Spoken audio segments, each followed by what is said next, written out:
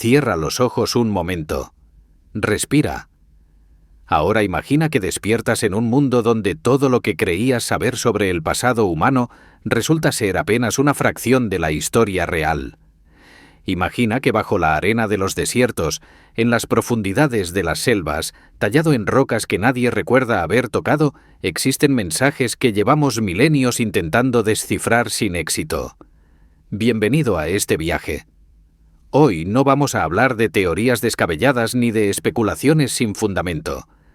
Vamos a caminar juntos por 12 lugares reales, documentados por arqueólogos, estudiados por científicos y, aún así, inexplicables. 12 descubrimientos que desafían nuestra comprensión del pasado humano. 12 misterios que la ciencia, con toda su tecnología y sus métodos, todavía no puede resolver completamente. ¿Alguna vez te has preguntado qué sabían nuestros ancestros que nosotros hemos olvidado? ¿Te has detenido a pensar que civilizaciones enteras florecieron y desaparecieron, sin dejar más rastro que piedras alineadas y huesos enterrados con cuidado ritual? ¿Qué conocimientos se perdieron cuando cayeron las últimas culturas del Neolítico? ¿Qué secretos se llevaron a la tumba los constructores de monumentos que aún no sabemos cómo fueron erigidos? Si estas preguntas resuenan contigo, si sientes esa curiosidad que no se satisface con respuestas simples, entonces, este video es para ti. Y si mientras lo escuchas algo te sorprende, te intriga, o simplemente te hace querer saber más, te invito a dejar un comentario contándome qué misterio te resultó más fascinante. Dale al botón de me gusta si disfrutas este tipo de contenido y suscríbete si quieres seguir explorando los rincones olvidados de la historia humana. Ahora prepárate, porque estamos a punto de retroceder en el tiempo. No a siglos atrás, sino a milenios. A una época donde el Sáhara era verde, donde los humanos tallaban figuras que no podemos interpretar, donde alguien, en algún lugar, decidió cortar una roca perfectamente por la mitad y dejarla allí, en medio del desierto, como un mensaje que todavía no hemos logrado leer.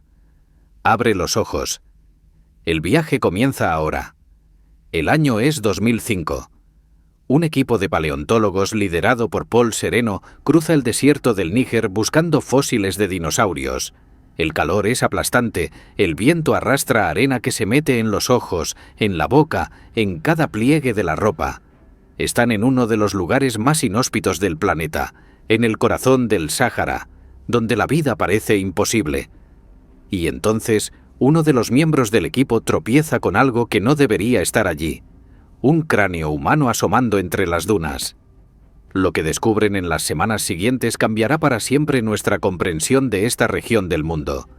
Bajo la arena dorada, meticulosamente enterrados, aparecen los restos de más de 200 personas. Hombres, mujeres, niños, algunos abrazados entre sí en posiciones que sugieren afecto incluso en la muerte.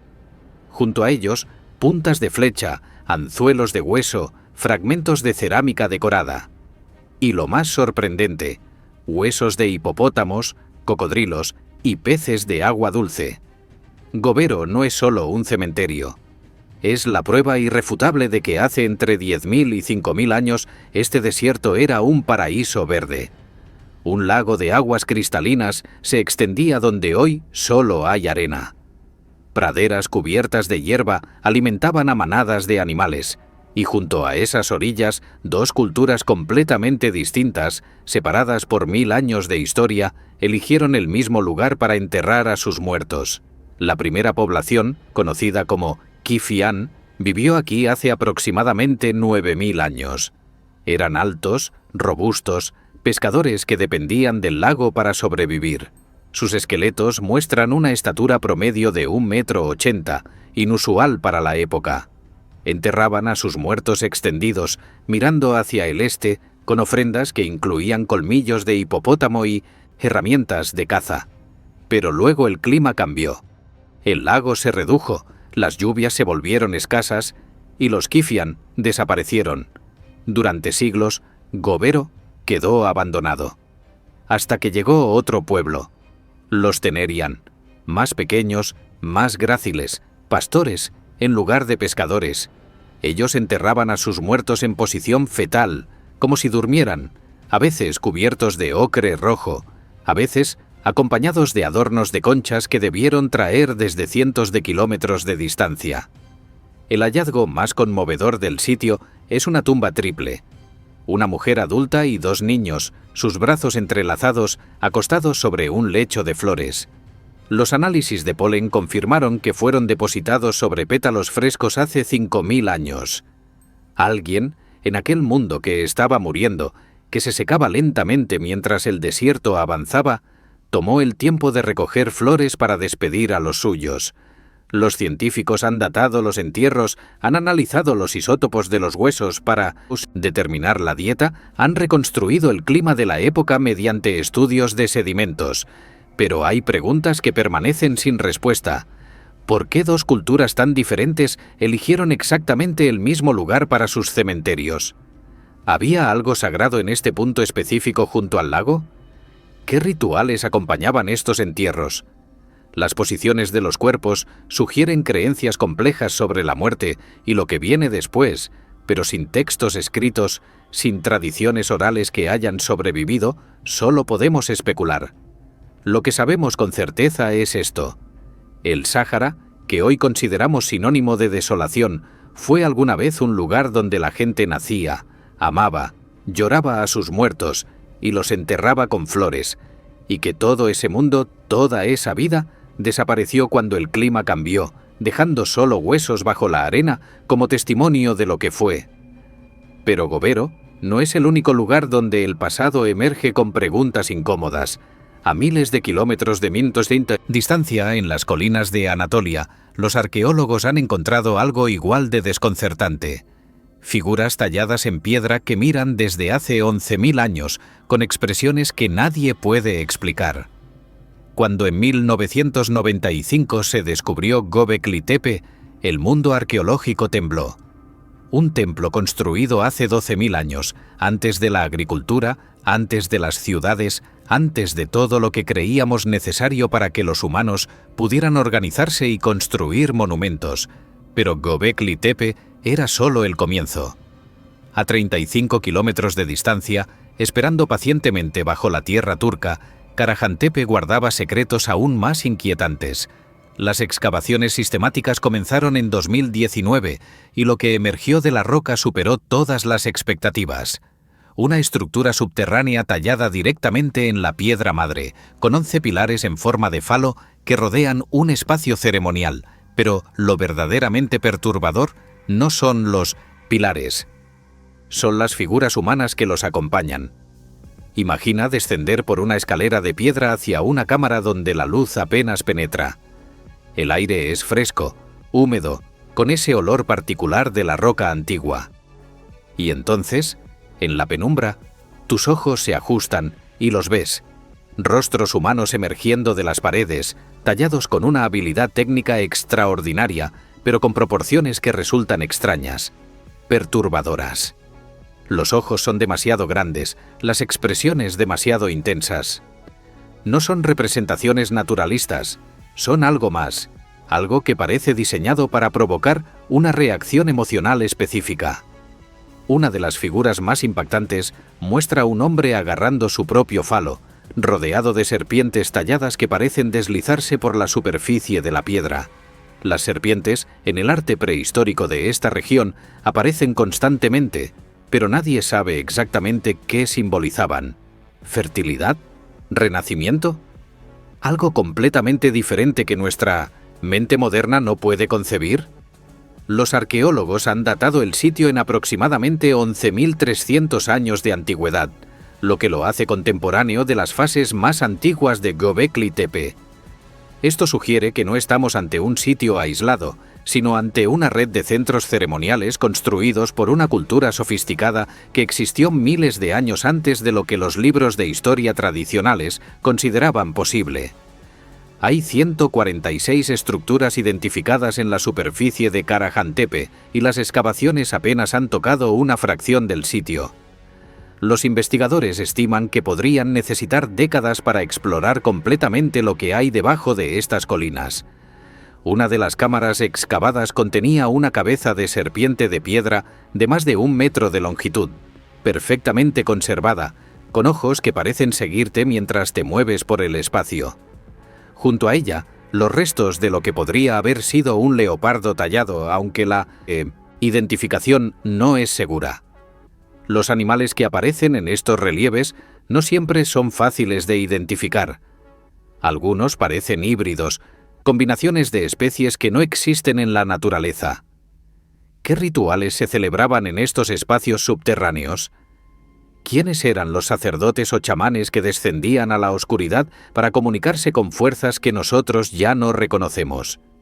Los huesos encontrados en el sitio incluyen principalmente animales salvajes, no domésticos, lo que sugiere que estas comunidades todavía dependían de la caza, y sin embargo fueron capaces de organizar el trabajo necesario para tallar la roca viva en formas monumentales. La datación por carbono 14 y otros métodos han confirmado las fechas, pero no pueden responder las preguntas fundamentales. Karajantepe nos muestra que los humanos del Neolítico temprano tenían una vida espiritual compleja, una cosmología elaborada, un arte que transmitía significados que hemos perdido por completo. Miramos estas figuras y sentimos algo, pero no sabemos qué se suponía que debíamos sentir. Y mientras en Anatolia los seres de piedra guardan silencio, al otro lado del mundo, en las selvas y campos de México, otro misterio espera: esferas de piedra tan perfectas que desafían toda explicación técnica. En 1968, un agricultor de Ahualulco del Mercado, en el estado de Jalisco, estaba arando su campo cuando su tractor golpeó algo duro bajo la tierra. Al excavar, encontró una esfera de piedra de casi 2 metros de diámetro, perfectamente redonda, enterrada a varios metros de profundidad. No era la primera vez que algo así aparecía en México, y ciertamente no sería la última. Las esferas de piedra mexicanas han sido documentadas en al menos una docena de estados, desde Jalisco hasta Oaxaca, desde Nayarit hasta Veracruz. Varían enormemente en tamaño. Algunas caben en la palma de la mano, otras superan los 2,5 metros de diámetro y pesan más de 20 toneladas. Pero todas comparten una característica perturbadora. Su redondez es casi perfecta, con desviaciones de menos del 1% en la mayoría de los casos medidos. Imagina el proceso que habría sido necesario para crear una de estas esferas sin herramientas modernas. Primero, seleccionar un bloque de roca volcánica o granito de las dimensiones adecuadas. Luego, mediante algún método que no comprendemos completamente, darle forma esférica con una precisión que requeriría instrumentos de medición que supuestamente no existían. Finalmente, transportarla, a veces kilómetros, hasta su ubicación final. ¿Para qué? Nadie lo sabe. Las teorías abundan. Algunos investigadores proponen que marcaban límites territoriales entre diferentes grupos indígenas.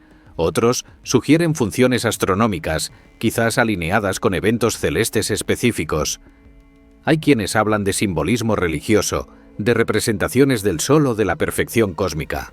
Y están los que simplemente admiten que no tenemos idea. Lo que complica el estudio de estas esferas es que la mayoría fueron encontradas fuera de contexto arqueológico. Fueron movidas por agricultores, coleccionistas o simplemente por curiosos a lo largo de los siglos. Las que permanecen in situ a menudo están en terrenos privados de difícil acceso, sin excavaciones sistemáticas que permitan entender su relación con estructuras o asentamientos cercanos.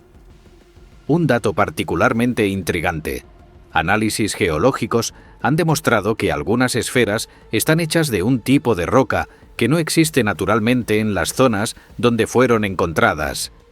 Esto significa que la materia prima fue transportada desde canteras distantes antes de ser trabajada, o que las esferas terminadas fueron trasladadas grandes distancias. Cualquiera de las dos opciones implica un esfuerzo organizativo considerable. Las esferas mexicanas a menudo se confunden con sus primas más famosas de Costa Rica, las llamadas esferas de los diquis, que han recibido mucha más atención académica. Pero las mexicanas presentan sus propias particularidades. Algunas muestran marcas o incisiones que podrían ser decorativas o simbólicas. Otras fueron encontradas en grupos, formando patrones que algunos han interpretado como constelaciones o mapas terrestres. Aunque tales interpretaciones permanecen especulativas, los pueblos indígenas de la región, cuando son consultados, a menudo mencionan tradiciones orales sobre las esferas, pero estas tradiciones varían enormemente de comunidad en comunidad. Algunos hablan de gigantes que jugaban con ellas como canicas. Otros las consideran sagradas, piedras caídas del cielo o creadas por dioses olvidados. Ninguna de estas historias proporciona una explicación verificable, pero todas sugieren que las esferas han sido parte del paisaje cultural mexicano durante mucho, mucho tiempo. La ciencia puede medir las esferas, analizar su composición, calcular su peso y su grado de perfección geométrica. Lo que no puede hacer es decirnos por qué alguien, hace cientos o miles de años, decidió que necesitaba crear objetos de esta forma, con esta precisión, en esta cantidad. Las esferas permanecen mudas, perfectas, incomprensibles. Pero si la geometría de estas piedras mexicanas resulta desconcertante, hay un lugar en Oriente Medio donde la arquitectura en piedra alcanza una escala que hace palidecer cualquier esfera. Un círculo monumental tan antiguo que ya era viejo cuando Moisés guiaba a su pueblo por el desierto. Los Altos del Golán son hoy una región disputada, un territorio donde la política moderna se superpone a la geografía antigua. Pero mucho antes de que existieran las fronteras que los humanos trazamos en los mapas, antes de que los imperios lucharan por estas colinas, alguien construyó aquí uno de los monumentos más enigmáticos del planeta, Rujm el-Hiri. Desde el suelo, el sitio parece simplemente un montón de piedras dispersas sobre una meseta árida. Pero desde el aire, la perspectiva cambia radicalmente. 4 círculos concéntricos de muros de piedra, cada uno más pequeño que el anterior, rodean un túmulo central. El diámetro exterior supera los 150 metros. Se estima que se utilizaron más de 42.000 toneladas de roca basáltica en su construcción, y fue erigido hace aproximadamente 5.000 años, durante la Edad del Bronce temprana. Imagina el esfuerzo necesario. Esta región no tenía ciudades en aquella época, ni estados organizados que pudieran movilizar mano de obra a gran escala. Los habitantes eran pastores seminómadas, o eso creíamos. ¿Cómo pudieron reunir los recursos, la organización, la voluntad colectiva necesaria para mover 42.000 toneladas de piedra y disponerlas en patrones geométricos precisos? El nombre árabe del sitio, Rujm el-Hiri, significa montón de piedras del gato salvaje. Los beduinos locales lo conocían desde siempre, pero nunca supieron qué era ni quién lo había construido. No fue hasta 1968, cuando Israel capturó los Altos del Golán y los arqueólogos israelíes comenzaron a explorar la zona, que el monumento recibió atención científica seria. Lo primero que notaron los investigadores fue la alineación astronómica. Durante el solsticio de verano, el sol naciente se alinea perfectamente con la abertura en el muro noreste del círculo exterior. Esto no puede ser coincidencia. Alguien diseñó el monumento para marcar este evento celeste específico. Pero, ¿para qué? ¿Era un calendario? ¿Un templo? ¿Un observatorio? Las respuestas se nos escapan. El túmulo central fue añadido posteriormente, quizás 1000 años después de la construcción original de los círculos. Cuando los arqueólogos lo excavaron, esperaban encontrar una tumba grandiosa que justificara semejante monumento. En su lugar, hallaron una cámara vacía. Si alguna vez hubo un entierro allí, fue saqueado en la antigüedad sin dejar rastro. Hay algo profundamente desconcertante en Rujm el-Hiri. No pertenece a ninguna cultura conocida de la región. No hay asentamientos contemporáneos en las cercanías que pudieran explicar quién lo construyó. No aparece mencionado en ningún texto antiguo que haya sobrevivido. Es un anacronismo arquitectónico, un monumento que no debería existir donde existe, construido por personas que no dejaron ningún otro rastro de su paso por la historia. Algunos investigadores han propuesto conexiones con otras culturas constructoras de megalitos, los creadores de Stonehenge, de los dólmenes de Bretaña, de los círculos de piedra de Malta. Pero las distancias son enormes, las fechas no siempre coinciden y no hay evidencia de contacto directo entre estas poblaciones tan dispersas. Lo que parece más probable es que los seres humanos de diferentes partes del mundo llegaron independientemente a conclusiones similares sobre la importancia de marcar eventos celestiales con monumentos de piedra. Pero incluso esta explicación deja preguntas sin responder. Rughm el-Hiri sigue allí, en su meseta azotada por el viento, mirando al cielo cada solsticio de verano como lo ha hecho durante 5 milenios, y mientras este círculo de piedras guarda sus secretos bajo el sol de Oriente Medio, en otra parte de Turquía, los arqueólogos han desenterrado algo aún más perturbador: cráneos humanos con formas que desafían la anatomía conocida. La deformación craneal artificial es una práctica documentada en muchas culturas antiguas, desde los mayas hasta los hunos, desde el antiguo Perú hasta la isla de Vanuatu en el Pacífico. El procedimiento era relativamente simple. Se aplicaba presión constante sobre la cabeza de los bebés mediante vendajes, tablillas o cunas especialmente diseñadas, y a medida que los huesos todavía blandos crecían, adoptaban formas alargadas o aplanadas según el ideal estético de cada cultura. Pero los cráneos encontrados en la región de Akarlar, al norte de Turquía, presentan anomalías que van más allá de cualquier práctica de deformación conocida.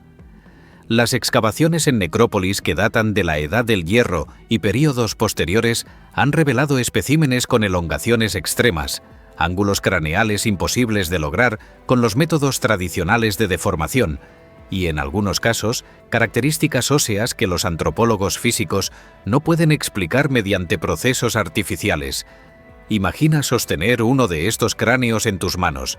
El hueso, poroso y frágil después de milenios bajo tierra, pero todavía conservando su forma. La bóveda craneal se extiende hacia atrás en un ángulo de casi 45 grados, creando un perfil que no parece humano. El volumen craneal, calculado mediante tomografías, resulta sorprendentemente normal. No estamos hablando de microcefalia ni de hidrocefalia.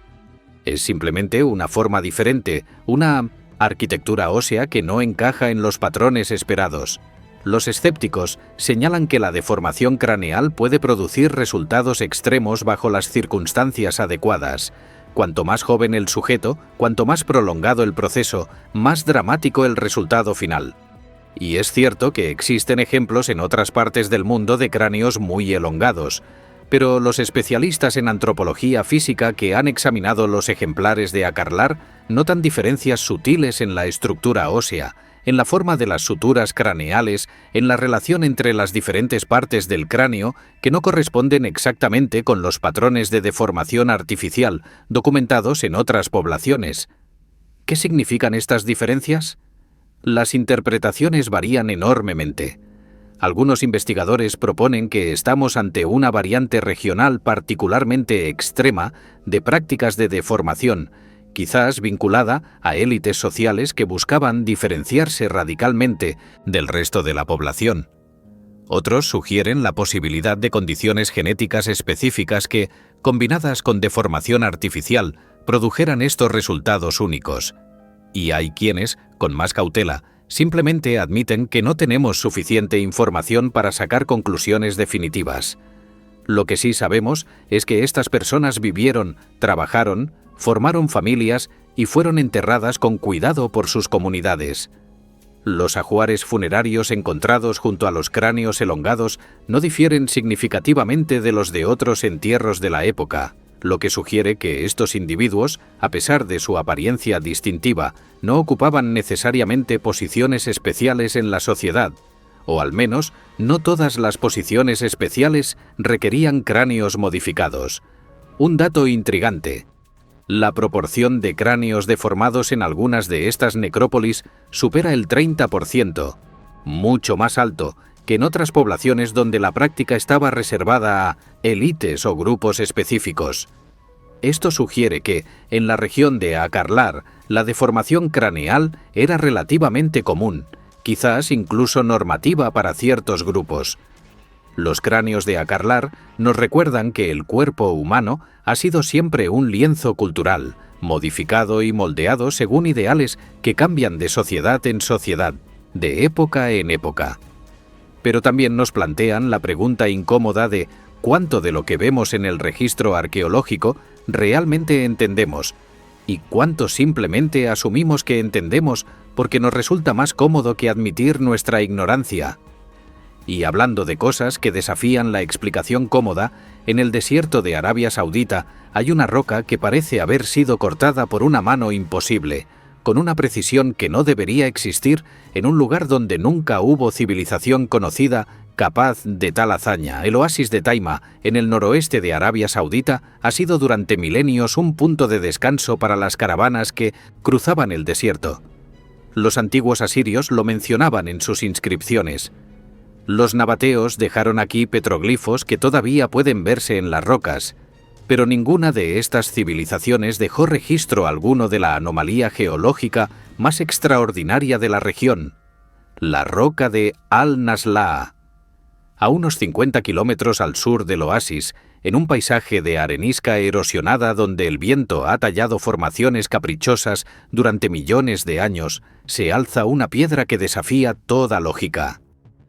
Un bloque de aproximadamente 6 metros de altura y 9 de ancho, dividido exactamente por la mitad por una línea vertical perfectamente recta.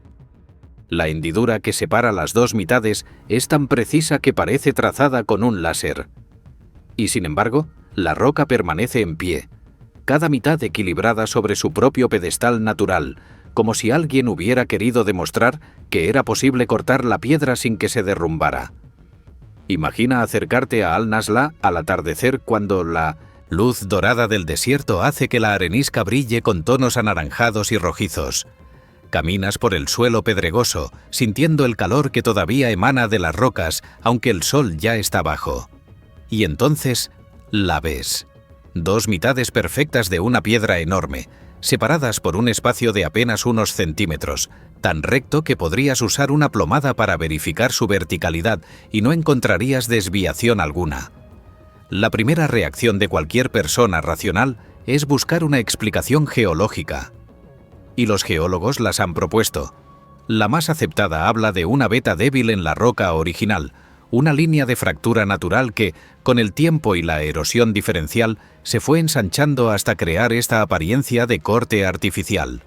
Las rocas sedimentarias como la arenisca a menudo presentan planos de debilidad donde los procesos de meteorización actúan más rápidamente, creando formas que pueden parecer artificiales a ojos no entrenados. Pero hay problemas con esta explicación, problemas que los propios geólogos reconocen. La rectitud del corte es extraordinariamente consistente a lo largo de toda la altura de la roca. Las superficies expuestas en ambas mitades muestran un pulido que no corresponde con los patrones típicos de erosión eólica y los pedestales sobre los que se equilibran las dos mitades son inexplicablemente pequeños para soportar el peso de la estructura. La física dice que debería haberse derrumbado hace mucho tiempo, pero allí sigue. Un aspecto que a menudo se pasa por alto es que Al-Naslaa no está sola. En su superficie, claramente visibles aunque deteriorados por el tiempo, hay petroglifos antiguos, figuras de caballos, ibex y lo que parecen ser seres humanos. Estos grabados demuestran que la roca era conocida y considerada significativa por las poblaciones antiguas de la región. Pero, ¿llegaron ellos después de que el corte ya existiera, atraídos por su extrañeza, o fueron ellos quienes de alguna manera crearon el corte? La datación de los petroglifos sugiere una antigüedad de varios miles de años, pero datar la roca misma o su fractura es metodológicamente imposible con la tecnología actual. No hay materia orgánica que analizar, no hay contexto estratigráfico que interpretar. Al-Naslaa simplemente está allí, como ha estado quién sabe cuánto tiempo, guardando su secreto. Las teorías alternativas abundan, por supuesto. Hay quienes hablan de tecnología perdida, de civilizaciones desconocidas capaces de cortar piedra con precisión que no recuperaríamos hasta la invención de herramientas modernas. Otros mencionan fenómenos naturales extremos, rayos que podrían haber fundido la roca a lo largo de una línea específica.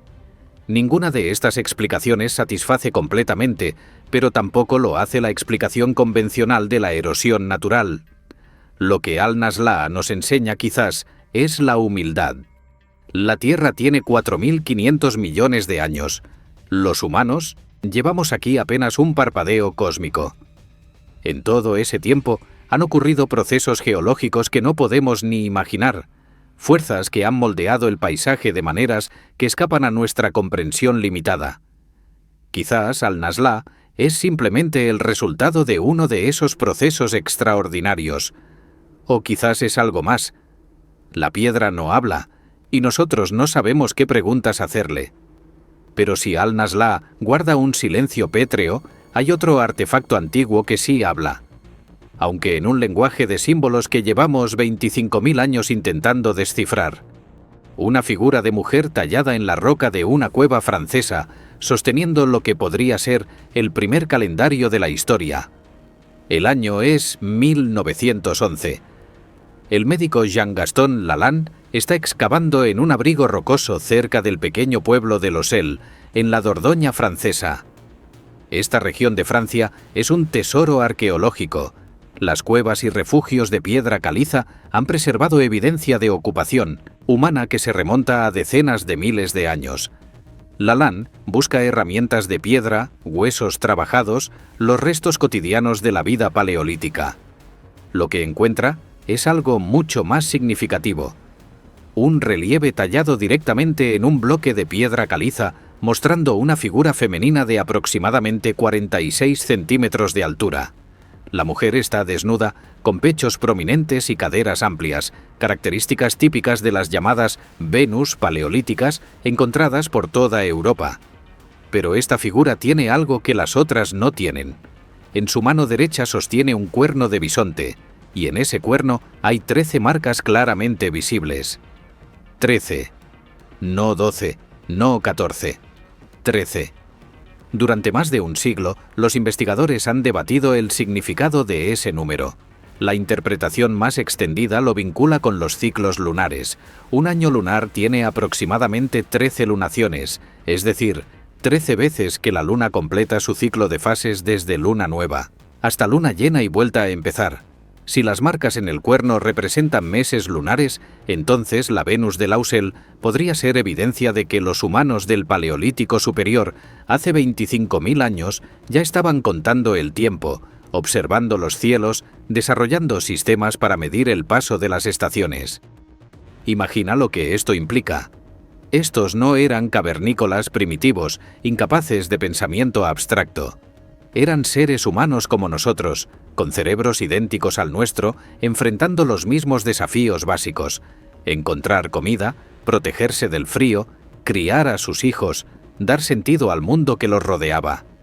Y uno de ellos, o quizás una de ellas, tomó un trozo de sílex y talló en la piedra una imagen que ha sobrevivido 250 siglos, una imagen que todavía podemos ver, todavía podemos tocar, todavía podemos intentar comprender. La figura misma merece descripción. La mujer mira hacia su izquierda, hacia el cuerno que sostiene, elevado. Su rostro no tiene rasgos definidos, pero su cuerpo está tallado con considerable detalle y habilidad técnica. El énfasis en los atributos sexuales secundarios ha llevado a muchos investigadores a interpretar estas figuras como símbolos de fertilidad, posiblemente objetos de culto vinculados a rituales de reproducción o abundancia. Pero hay otra interpretación que ha ganado terreno en décadas recientes: el hecho de que la figura sostenga el cuerno y que las marcas en él sean tan prominentes sugiere que el cuerno y su contenido numérico eran tan importantes como la figura misma, quizás más. Algunos investigadores han propuesto que la Venus de Lausel no representa una diosa de la fertilidad, sino una sacerdotisa, una guardiana del conocimiento calendárico, una mujer cuyo rol social estaba vinculado al seguimiento del tiempo. Las marcas en el cuerno no son simples rasguños. Están talladas con intención, espaciadas de manera regular, claramente diseñadas para ser contadas. Bajo luz rasante, los arqueólogos han identificado que fueron hechas con herramientas diferentes en momentos posiblemente diferentes, como si alguien hubiera ido añadiendo marcas a medida que pasaban los meses lunares. Por supuesto, no podemos estar seguros. Sin textos escritos, sin tradiciones orales que hayan sobrevivido 25 milenios, cualquier interpretación permanece especulativa. Las 13 marcas podrían representar otra cosa completamente diferente. Las lunas de embarazo humano, los miembros de un grupo, los pasos de un ritual, o algo que nuestra mente moderna simplemente no puede concebir. Lo que sí podemos afirmar con certeza es que alguien, hace 25.000 años, consideró importante tallar este número específico en un objeto sagrado. Que ese objeto fue colocado en un lugar prominente del refugio de Lausel, visible para cualquiera que entrara, y que ha llegado hasta nosotros a través de un abismo de tiempo casi incomprensible, como testimonio de una mente humana que contaba, que observaba, que intentaba dar orden al caos del mundo. La Venus de Lausel nos habla desde el pasado más remoto, pero su lenguaje de símbolos sigue siendo parcialmente indescifrable. Y mientras los números del Paleolítico guardan sus misterios en cuevas francesas en otro extremo del mundo, junto al Mar Muerto, los arqueólogos encontraron textos tan pequeños que ningún ojo humano podía leerlos, escondidos en receptáculos diseñados para ser llevados junto al corazón. El desierto de Judea es un lugar de contrastes extremos. De día, el sol golpea sin piedad sobre rocas que parecen no haber conocido jamás el agua. De noche, el frío desciende con rapidez sobre un paisaje que parece lunar en su desolación. Y junto a las orillas del Mar Muerto, el punto más bajo de la superficie terrestre, un grupo de esenios estableció una comunidad hace más de 2000 años. Una comunidad que produciría uno de los hallazgos arqueológicos más importantes del siglo XX. Los rollos del Mar Muerto son mundialmente famosos. Descubiertos entre 1947 y 1956 en 11 cuevas cercanas a las ruinas de Qumrán, estos manuscritos incluyen los textos bíblicos más antiguos jamás encontrados, junto con documentos que arrojan luz sobre la vida religiosa judía en los siglos previos a la destrucción del Segundo Templo. Pero junto a los rollos, los arqueólogos encontraron algo mucho más pequeño y en muchos sentidos más enigmático: los tefilín, conocidos en español como filacterios. Un filacterio es un pequeño estuche de cuero negro que los judíos observantes llevan atado al brazo izquierdo y a la frente durante las oraciones matutinas. Dentro de cada estuche hay pergaminos con pasajes específicos de la Torá. La práctica se basa en una interpretación literal del mandamiento bíblico de atar estas palabras como señal en tu mano y como frontales entre tus ojos. Los filacterios de Qumrán son los ejemplares más antiguos jamás descubiertos, datados en torno al siglo I antes de nuestra era. Pero lo verdaderamente sorprendente es lo que los investigadores encontraron cuando lograron abrirlos y examinar su contenido. Los pergaminos en el interior son minúsculos, algunos de apenas 1 centímetro cuadrado. La escritura es tan pequeña que resulta ilegible a simple vista. Se necesitan microscopios para descifrar las letras. Y el texto, aunque incluye los pasajes bíblicos esperados, presenta variaciones significativas respecto a las versiones conocidas, con palabras adicionales, omisiones y ordenamientos diferentes. Imagina el proceso de crear uno de estos objetos. Un escriba sentado en su celda de Qumrán, quizás junto a una lámpara de aceite cuya luz vacilante apenas ilumina su trabajo. Con un cálamo de caña afilado hasta parecer una aguja, escribe letras que apenas puede ver, en un pergamino tan fino que un temblor de la mano lo rasgaría. ¿Por qué tanto esfuerzo en crear textos que nadie podría leer sin ayuda? Las interpretaciones varían. Algunos eruditos sugieren que el tamaño diminuto era puramente práctico. Los filacterios debían ser pequeños para poder llevarse cómodamente, y por tanto, el texto debía reducirse proporcionalmente. Otros proponen una dimensión mística. Quizás los esenios creían que el poder de las palabras sagradas no dependía de que fueran legibles para ojos humanos, sino de su mera presencia física junto al cuerpo del devoto. Hay una tercera posibilidad, más especulativa pero igualmente fascinante. Los esenios eran conocidos por sus prácticas secretas, sus conocimientos esotéricos, su creencia en que ciertos textos contenían significados ocultos accesibles solo a los iniciados. ¿Podrían estos filacterios diminutos haber sido deliberadamente diseñados para ser ilegibles, conteniendo quizás versiones especiales de los textos sagrados que no debían ser compartidas con profanos? Los análisis de los pergaminos mediante tecnología de imagen multiespectral han revelado que algunos filacterios contienen textos que no aparecen en ningún otro manuscrito conocido de la época. Fragmentos de versículos en ordenamientos únicos, combinaciones de pasajes que no siguen ninguna tradición rabínica documentada. Son pequeñas cápsulas de tiempo que guardan variantes textuales que de otro modo se habrían perdido para siempre. 70 filacterios han sido identificados entre los hallazgos de Qumrán, aunque muchos están en condiciones demasiado fragmentarias para su estudio.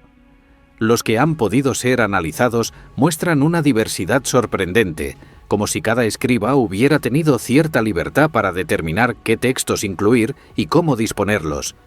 Los filacterios de Qumrán nos recuerdan que la religión antigua no era monolítica, que dentro de cada tradición existían corrientes y prácticas que se perdieron cuando la historia tomó un camino diferente. Los esenios desaparecieron como comunidad después de la destrucción romana de Judea, pero sus pequeños estuches de cuero, con sus textos invisibles, han sobrevivido para recordarnos que siempre hay más bajo la superficie de lo que los ojos pueden ver. Y hablando de nombres y textos que generan debate, a pocos kilómetros de Qumrán, en las afueras de Jerusalén, una excavadora destapó accidentalmente una tumba cuyas inscripciones han provocado una controversia que la ciencia no ha podido resolver. Marzo de 1980. Un equipo de construcción trabaja en el barrio de East Talpiot, en el sur de Jerusalén, preparando el terreno para un nuevo conjunto de apartamentos. La pala mecánica golpea algo sólido bajo la superficie. Los trabajadores detienen la máquina y excavan manualmente, revelando la entrada a una tumba antigua que había permanecido sellada durante casi 2 milenios. Lo que encontraron dentro cambiaría poco en el momento, ya que el hallazgo fue procesado rutinariamente y los objetos enviados a almacenes del Departamento de Antigüedades de Israel. Pero décadas después, cuando investigadores volvieron a examinar el contenido de la tumba, se desató una tormenta que todavía no ha amainado. Dentro de la tumba había 10 osarios, esas cajas de piedra caliza donde los judíos del Segundo Templo depositaban los huesos de sus muertos después de que la carne se hubiera descompuesto. 6 de los osarios tenían inscripciones con nombres, y esos nombres, leídos juntos, formaban una coincidencia estadísticamente extraordinaria. Las inscripciones decían Yeshua bar Yehosef, María, Yose, Matía, Mariamne, y en un osario particularmente ornamentado, Yehuda bar Yeshua. Traducidos al español, Jesús, hijo de José, María.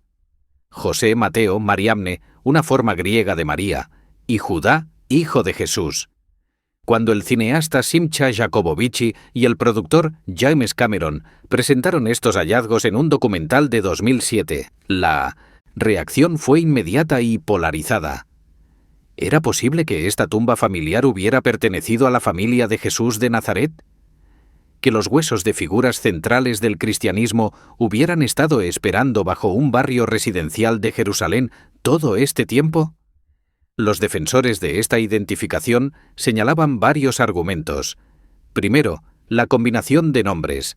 Aunque cada nombre individual era común en la Judea del siglo I, la probabilidad de encontrar exactamente esta combinación de nombres juntos en una misma tumba familiar era estadísticamente muy baja. Segundo, el osario de Mariamne estaba inscrito en griego con el epíteto Mara, que algunos interpretan como maestra, posiblemente vinculándola con María Magdalena.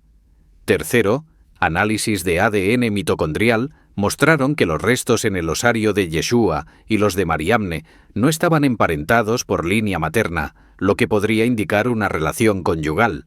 Los críticos, sin embargo, presentaban objeciones igualmente poderosas. Los nombres en cuestión eran extremadamente comunes en aquella época. María era el nombre femenino más popular. José y Jesús estaban entre los 10 nombres masculinos más frecuentes.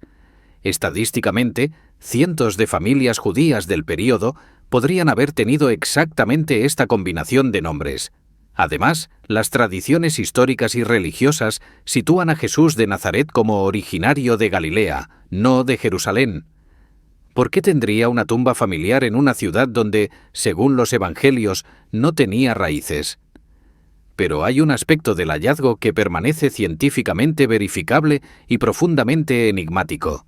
Los análisis de patina, esa capa de minerales que se acumula en los objetos enterrados durante siglos, mostraron que todos los osarios habían estado juntos en la misma tumba durante aproximadamente 2000 años. Las inscripciones son genuinas, no falsificaciones modernas. Sea quien fuere la familia enterrada aquí, era real. Vivió en Jerusalén en torno al cambio de era, y eligió exactamente estos nombres para identificar a sus muertos. Los osarios de Talpiot nos enfrentan a los límites de lo que la ciencia puede determinar. Podemos datar los objetos, analizar su composición química, leer las inscripciones, pero no podemos, mediante ningún método disponible, establecer con certeza si el Yeshua bar Yosef enterrado aquí fue un carpintero galileo que predicó un mensaje que cambiaría el mundo, o simplemente otro hombre con un nombre común en una época convulsa. La tumba está hoy sellada bajo el patio de un edificio de apartamentos. Sus habitantes caminan sobre ella cada día, probablemente sin saber que bajo sus pies yace un misterio que ha fascinado y dividido a investigadores durante décadas, y mientras el debate sobre identidades continúa irresuelto en las colinas de Jerusalén, en una isla del Mediterráneo occidental, miles de torres de piedra permanecen como mudos testigos de una civilización que no dejó escritura, solo arquitectura monumental cuyo propósito sigue siendo discutido. Cerdeña es la segunda isla más grande del Mediterráneo, un mundo aparte donde las tradiciones sobreviven con tenacidad y el paisaje parece resistirse al paso del tiempo. Montañas escarpadas cubiertas de encinas y alcornoques, costas rocosas donde el mar golpea con furia, valles interiores donde todavía pastan ovejas como lo han hecho durante milenios. Y salpicando todo este territorio, emergiendo de colinas y dominando llanuras, las siluetas inconfundibles de los nuragues. Hay más de 7000 de estas estructuras registradas en la isla, y los arqueólogos estiman que originalmente pudieron existir más de 10.000. Fueron construidas por la civilización nurágica entre 1900 y 1200 años antes de nuestra era, durante la Edad del Bronce. Y aunque sabemos cuándo fueron erigidas y cómo, el porqué sigue siendo objeto de intenso debate. Imagina acercarte a uno de los grandes nuragues como el de Sunuraxi en Barumini, declarado Patrimonio de la Humanidad. Primero ves la torre central, un cono truncado de piedra basáltica que se eleva 15 o 20 metros sobre el terreno. Los bloques que la forman son enormes, algunos de varias toneladas, dispuestos en anillos concéntricos que se estrechan hacia arriba. No hay mortero. Las piedras se sostienen por su propio peso y por la habilidad con que fueron encajadas. Al acercarte más, notas las torres secundarias que rodean el núcleo central, conectadas por muros que forman un recinto defensivo. Pasadizos internos conducen a cámaras abovedadas donde la luz apenas penetra. El aire es fresco, húmedo, con ese silencio peculiar de los espacios cerrados en piedra. Aquí dentro, hace 3000 años, los nurágicos hacían. ¿Qué exactamente? La interpretación más extendida es que los nuragues eran fortalezas, residencias de jefes locales que dominaban el territorio circundante desde estas posiciones elevadas. La arquitectura parece apoyar esta teoría. Muros gruesos, entradas estrechas fáciles de defender, posiciones de vigilancia que dominan el paisaje. Cerdeña, en la Edad del Bronce, era aparentemente un lugar peligroso, fragmentado en territorios controlados por señores rivales que necesitaban protección constante. Pero hay problemas con esta interpretación. Muchos nuragues carecen de las características que esperaríamos en estructuras puramente defensivas. Las entradas de algunos dan directamente a precipicios o terrenos difíciles, sin acceso práctico. Otros están ubicados en valles, no en posiciones elevadas que ofrecerían ventaja militar. y la densidad de nuragues en algunas zonas es tan alta que no tiene sentido estratégico. ¿Para qué construir 10 fortalezas en un valle donde una sola bastaría? Una segunda teoría propone funciones religiosas o ceremoniales. Las cámaras interiores de algunos nuragues contenían objetos votivos, estatuillas de bronce representando guerreros, sacerdotes, oferentes. Quizás estos edificios no eran residencias ni fortalezas, sino templos, lugares donde los nurágicos se comunicaban con sus dioses o celebraban rituales vinculados a los ciclos agrícolas. Una tercera posibilidad, más reciente, sugiere que los nuragues tenían múltiples funciones que variaban según la ubicación y la época. Algunos podrían haber sido efectivamente defensivos, otros, centros de almacenamiento de excedentes agrícolas, otros, espacios ceremoniales, otros, observatorios astronómicos. La civilización nurágica duró más de 1000 años. Es razonable pensar que el propósito de estas estructuras evolucionó con el tiempo. Lo que hace particularmente frustrante el estudio de los nurágicos es su silencio textual. No dejaron escritura, o si la dejaron, no ha sobrevivido. No sabemos cómo se llamaban a sí mismos, qué lengua hablaban, qué dioses adoraban. Los griegos los mencionan brevemente como sardos, un pueblo guerrero difícil de conquistar. Los romanos eventualmente los sometieron, pero para entonces la construcción de nuragues había cesado hacía siglos. Las torres de piedra permanecen, vigilando un paisaje que ha cambiado relativamente poco desde que fueron erigidas. Los pastores sardos modernos a veces las usan como refugio durante las tormentas, continuando, sin saberlo, una tradición que podría tener 3 milenios de antigüedad. Y mientras Cerdeña guarda los secretos de sus constructores de torres, al otro lado del Atlántico, en las selvas tropicales de Mesoamérica, otra civilización dejó rostros tallados en jade que nos miran con expresiones que no sabemos interpretar. Antes de los mayas, antes de los aztecas, antes de Teotihuacán y sus pirámides que aún asombran a los visitantes, hubo una civilización que los arqueólogos llaman la cultura madre de Mesoamérica. Los olmecas florecieron en las tierras bajas del Golfo de México entre 1500 y 400 años antes de nuestra era, creando las primeras ciudades monumentales del continente, desarrollando sistemas de escritura y calendarios que influirían en todas las culturas posteriores de la región. Y entre sus creaciones más extraordinarias están las máscaras de jade. El jade era para los olmecas lo que el oro sería para civilizaciones posteriores, el material más precioso, más cargado de simbolismo, más reservado para los usos sagrados. Pero a diferencia del oro, que es relativamente fácil de trabajar debido a su suavidad, el jade es extremadamente duro, con una dureza de 6 a 7 en la escala de Mohs.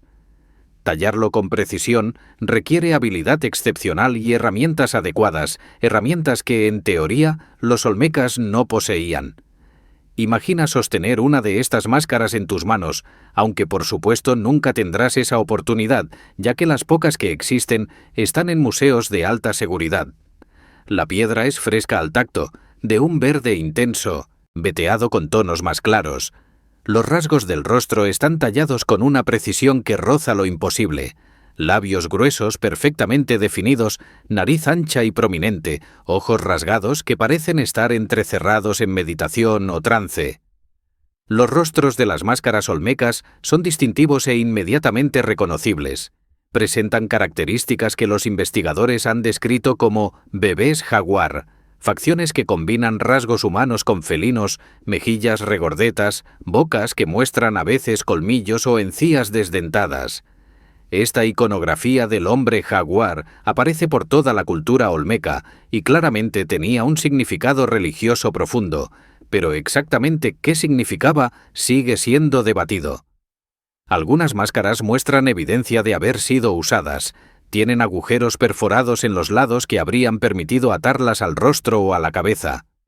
Otras parecen haber sido diseñadas exclusivamente como objetos funerarios encontradas junto a esqueletos en tumbas elaboradas. Unas pocas, las más grandes, podrían haber sido adosadas a esculturas o estructuras arquitectónicas. El proceso de creación de una de estas máscaras habría sido extraordinariamente laborioso. El jade debía obtenerse de fuentes distantes, principalmente del valle del Motagua en la actual Guatemala, a cientos de kilómetros de los centros olmecas. Luego había que dar forma a la piedra mediante abrasión, usando probablemente arena de cuarzo como material abrasivo, frotando durante horas, días, semanas, hasta lograr los contornos deseados. Los detalles finos se habrían tallado con herramientas de piedra aún más dura, quizás jade de calidad inferior o jadeíta. Los análisis científicos de las máscaras han revelado datos fascinantes. Algunas muestran rastros de cinabrio, un mineral rojo de mercurio que los olmecas asociaban aparentemente con la sangre y la vida. Otras conservan restos de pintura que sugiere que originalmente estaban policromadas, no monocromáticas como las vemos hoy. Y los estudios mineralógicos han demostrado que el jade utilizado provenía de múltiples fuentes, indicando redes de comercio extensas y bien organizadas. Pero lo que las máscaras no nos dicen es quizás más significativo que lo que sí revelan. ¿Quiénes eran los individuos que las portaban o con quienes eran enterradas? ¿Qué rituales acompañaban su uso? ¿Qué palabras se pronunciaban cuando se colocaba una máscara de jade sobre el rostro de un difunto? Los olmecas dejaron escritura, pero todavía no ha sido descifrada completamente. Sus palabras permanecen tan silenciosas como los rostros de piedra verde que nos miran desde hace 3000 años. Las máscaras de jade olmecas son ventanas a un mundo que apenas comenzamos a entender. Cada vez que los arqueólogos descubren una nueva, esperan que sea la pieza que complete el rompecabezas. Y cada vez la máscara guarda su silencio, su sonrisa enigmática, su secreto.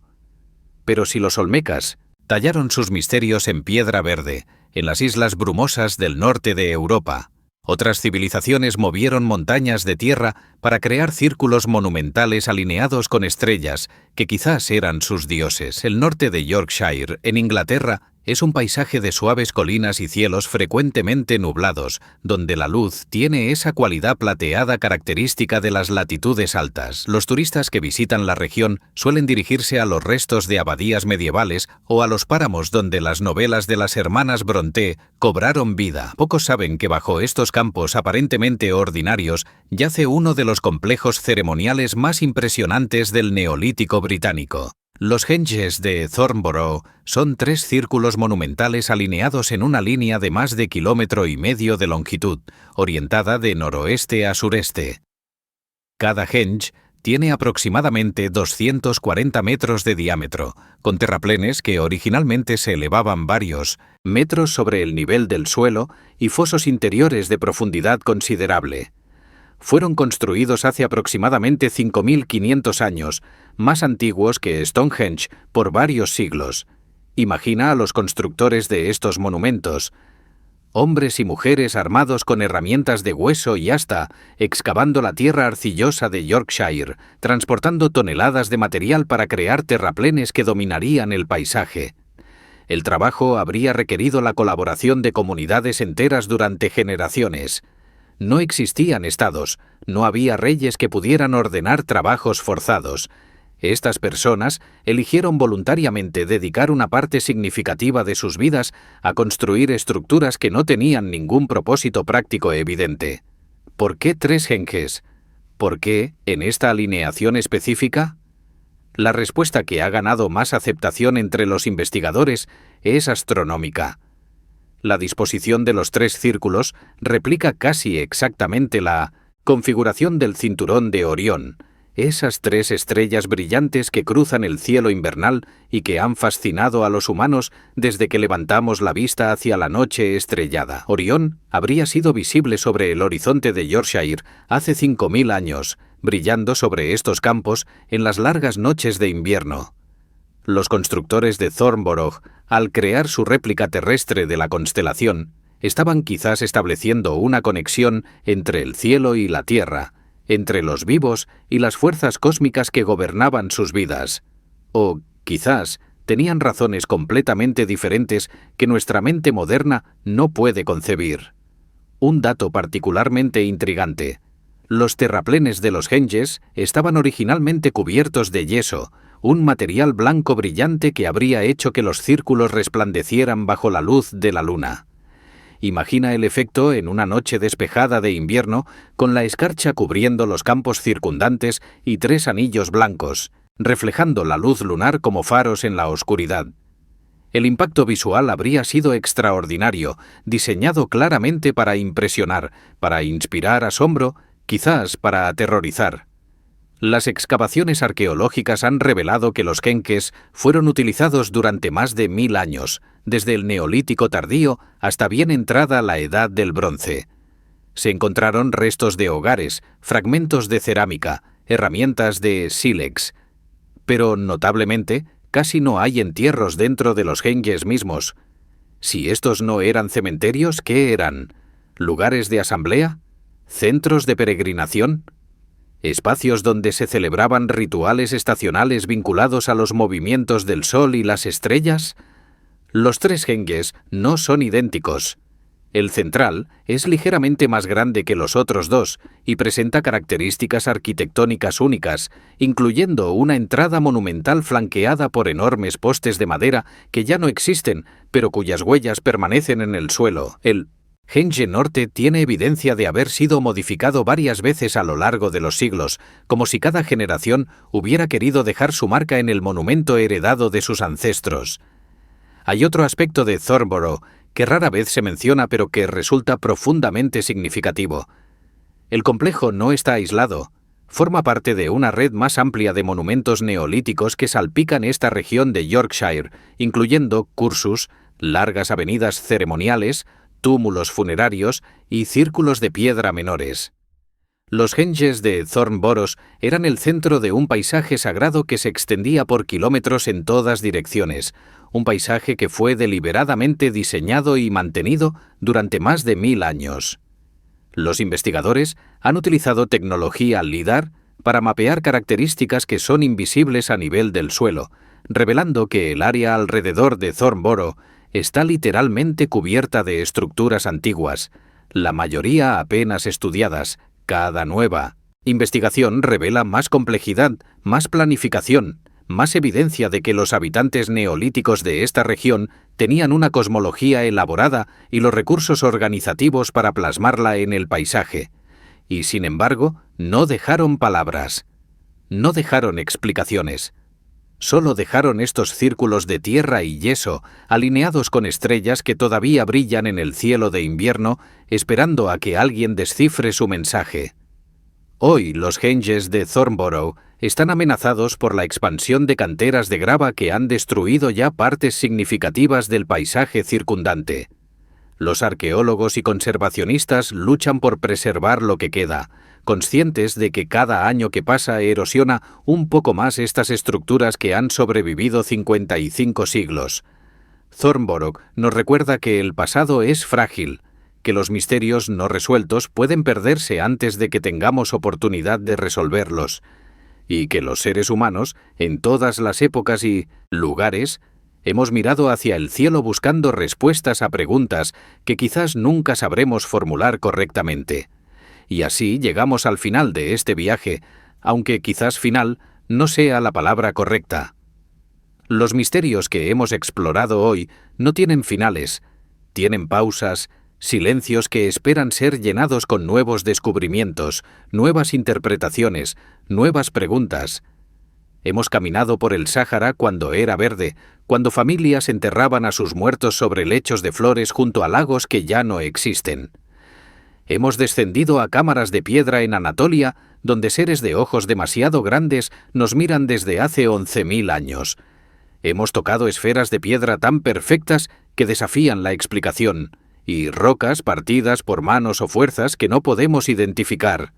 Hemos contado las marcas en un cuerno de bisonte paleolítico y nos hemos preguntado si alguien, hace 25.000 años, ya sabía que el año tiene 13 lunas. Hemos leído nombres en osarios que podrían pertenecer a cualquiera o a alguien cuya identidad cambiaría todo lo que creemos saber. Hemos caminado entre torres de piedra cuyo propósito se perdió hace milenios y mirado rostros de jade que guardan silencio desde antes de que existieran las civilizaciones que conocemos de los libros de historia. ¿Qué nos dicen estos misterios sobre nosotros mismos? Quizás nos dicen que la historia humana es mucho más larga, mucho más rica, mucho más extraña de lo que los relatos convencionales sugieren, que antes de nuestras ciudades hubo otras ciudades, que antes de nuestros dioses hubo otros dioses, que los seres humanos llevamos milenios observando el cielo, contando el tiempo, enterrando a nuestros muertos con rituales que expresaban amor y esperanza y miedo a lo desconocido. También nos dicen que hay límites a lo que podemos saber. La ciencia es extraordinariamente poderosa. Puede datar huesos con precisión de décadas, analizar la composición química de pigmentos desvanecidos, reconstruir climas de hace 10.000 años a partir de granos de polen. Pero no puede leer mentes que dejaron de pensar hace milenios. No puede recuperar palabras que nunca fueron escritas. No puede responder las preguntas más importantes. ¿Qué significaba esto para las personas que lo crearon? ¿Qué sentían cuando miraban estas piedras, estas tumbas, estos rostros tallados? Y quizás eso está bien. Quizás los misterios existen para recordarnos que no somos los primeros en preguntarnos sobre el sentido de la vida y la muerte, sobre nuestro lugar en el cosmos, sobre qué significa ser humano. Generaciones innumerables antes que nosotros se hicieron las mismas preguntas y dejaron sus respuestas talladas en piedra, enterradas en arena, alineadas con estrellas. No las entendemos completamente. Quizás nunca las entenderemos. Pero podemos mirarlas con respeto, con curiosidad, con la humildad de saber que somos herederos de un pasado infinitamente más profundo y complejo de lo que imaginamos. Los 12 misterios que hemos explorado hoy son solo una pequeña muestra de lo que aguarda bajo la superficie de nuestro planeta, en cuevas no exploradas, en desiertos donde nadie excava, en selvas donde las raíces de los árboles abrazan ruinas que ningún ojo moderno ha visto. Si este viaje te ha inspirado curiosidad, si te ha hecho querer saber más, entonces ha cumplido su propósito. Deja un comentario contándome qué misterio te resultó más fascinante, cuál te gustaría explorar más a fondo en un video futuro. Dale me gusta si has disfrutado este tiempo juntos, y suscríbete si quieres seguir viajando conmigo por los rincones olvidados de la historia humana, porque hay mucho más por descubrir, mucho más por preguntar, mucho más silencio que escuchar. Hasta la próxima vez, viajeros, que la curiosidad los acompañe.